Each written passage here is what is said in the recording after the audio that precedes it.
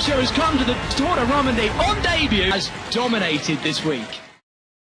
Sino si Tadej Pogacar? At bakit siya tinatawag na susunod na alamat ng cycling? Sa edad na 27, si Tadej Pogacar mula sa Slovenia ay isa na sa pinakamalalakas na siklista sa buong mundo. Hindi lang siya nananalo sa isang uri ng karera. Kaya niyang manalo sa matatarik na akyatan, mabilis na sprint, time trial, at maging sa pinakamahihirap na one-day races.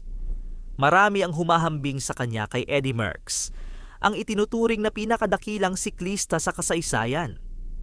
Pero ang mas kahanga-hanga, hindi siya takot umatake.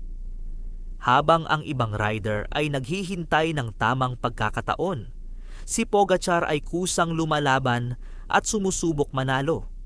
Noong 2026, matapos ang ilang taon ng pagsubok, nakuha rin niya ang tagumpay sa isa sa pinakaprestihiyosong karera sa mundo, ang Milan-San Remo. Sa murang edad, marami na siyang record at tropeyong nakamit, ngunit para sa marami, nagsisimula pa lang ang kanyang alamat. Pero bakit nga ba siya napakahirap talunin?